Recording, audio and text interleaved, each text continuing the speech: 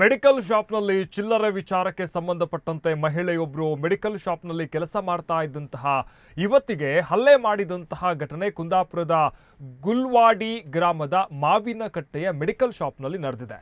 ಹಲ್ಲೆಗೊಳಗಾದಂತಹ ಯುವತಿಯನ್ನ ಲಕ್ಷ್ಮಿ ಅಂತ ಗುರುತಿಸಲಾಗಿದೆ. ಯಾಸ್ಮಿನ್ ಹಲ್ಲೆಗೈದಂತಹ ಆರೋಪಿ ಮಹಿಳೆ. ಮಾವಿನಕಟ್ಟೆಯ ಮೆಡಿಕಲ್ಗೆ ಬಂದಿದ್ದಂತಹ ಮಹಿಳೆ ಔಷಧ ಖರೀದಿಸಿ 500 ರೂಪಾಯಿಯನ್ನ ಕೊಟ್ಟಿದ್ರು. ಚಿಲ್ಲರೆ ಇಲ್ಲ ಕೊಡಿ ಅಂದ ಯುವತಿ, ಅಂದರೆ ಆ ಮೆಡಿಕಲ್ ಶಾಪ್ನಲ್ಲಿ ಕೆಲಸ ಮಾಡ್ತಾ ಇದ್ದಂತಹ ಯುವತಿ ಚಿಲ್ಲರೆ ಇಲ್ಲ ಅಂತ ಹೇಳಿದ್ದಾಳೆ. ಆದರೆ ಯಾಸ್ಮಿನ್ ಅದೇ ವಿಚಾರಕ್ಕೆ ಯುವತಿಯ ಮೇಲೆ ಹಲ್ಲೆ ನಡೆಸಿ ಅವಾಚ್ಯವಾಗಿ ನಿಂದನೆಯನ್ನ ಮಾಡಿದ್ದಾರೆ ಎನ್ನುವಂತಹ ಬಗ್ಗೆ ಪ್ರಕರಣ ಕೂಡ ದಾಖಲಾಗಿದೆ. ಹಲ್ಲೆಗೊಳಗಾದ ಲಕ್ಷ್ಮಿಯವರನ್ನ ಕುಂದಾಪುರ ತಾಲೂಕು ಆಸ್ಪತ್ರೆಗೆ ದಾಖಲಿಸಲಾಗಿದೆ. ಆಸ್ಪತ್ರೆಗೆ ಉಡುಪಿ ಜಿಲ್ಲಾ ಪೊಲೀಸ್ ವರಿಷ್ಠಾಧಿಕಾರಿ ಹರಿರಾಮ್ ಶಂಕರ್ ಭೇಟಿ ನೀಡಿ ಚಿಕಿತ್ಸೆ ಪಡಿತಾ ಇದ್ದ ಯುವತಿಯ ಆರೋಗ್ಯವನ್ನು ವಿಚಾರಿಸಿದ್ದಾರೆ.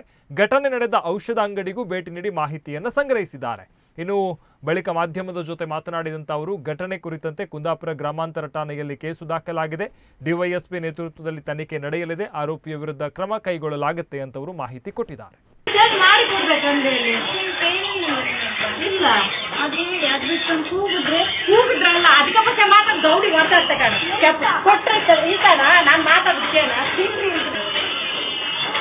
ಎಂಟು ವರ್ಷದಿಲ್ವಾ 2 ವರ್ಷದಿಲ್ವಾ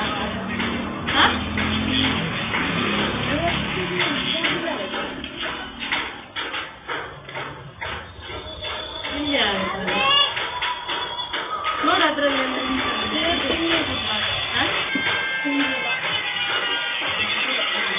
ಚೇಂಜ್ ಮಾಡಿ ಕೊಡ್ಬೇಕಂದ್ರೆ ಇಲ್ಲ ಅದು ಕೂಗಿದ್ರಲ್ಲ ಅದಕ್ಕೆ ಪಕ್ಷ ಮಾತ್ರ ಗೌಡಿ ಮಾತಾಡ್ತಾ ಕೊಟ್ಟರೆ ಈತನ ನಾನು ಮಾತಾಡ್ತೇನ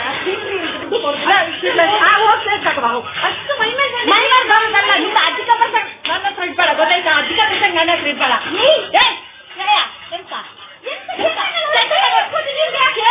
ನಾನು ಚೇಂಜ್ ಕೊಡೋಕೆ ಹೇಳ್ತಿದ್ದ ಅಧಿಕ ಪಕ್ಷ ಮಾತಾಡ್ತೀನಿ.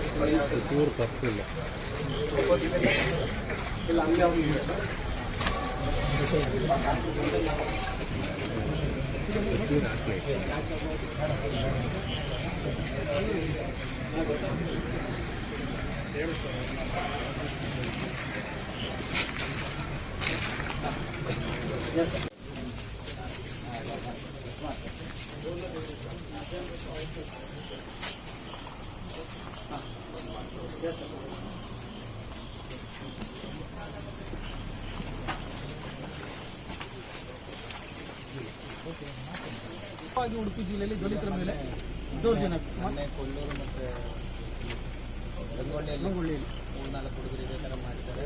ಎಲ್ಲರಿಗೂ ಅರೆಸ್ಟ್ ಮಾಡಿ ಜೈಲಲ್ಲಿ ಇದೊಂದು ಅಕ್ಷಮ್ಯ ಅಪರಾಧ. ತಕ್ಷಣ ಈ ಅಪರಾಧ 2-3 ಸಲ ಹೊಡೆದಿದ್ದೀರಿ ನೋಡಿ. ಲಾಸ್ಟಿಗೆ ಅವರು ಹೇಳಿದ್ದಾರೆ ನೀವು ಎಂತ ಬೇಕಾದ್ರೂ ಏನು ಬೇಕಾದ್ರೂ ಮಾಡ್ಕೊಳ್ಳಿ ಅಂತ ಹೇಳಿದ್ದೇನೆ. ರಂಡೆ ಪದ ಸುಳ್ಳೆ ಪದ ಎಲ್ಲನೂ ಯೂಸ್ ಮಾಡಿ ಹೇಳಿದ್ದೇನೆ. ಅದಕ್ಕೆ ಗೌರವ ಇದರಿಂದ ನಾನು ಪರ್ಸನಲಿ ಬಂದಿದ್ದೇನೆ.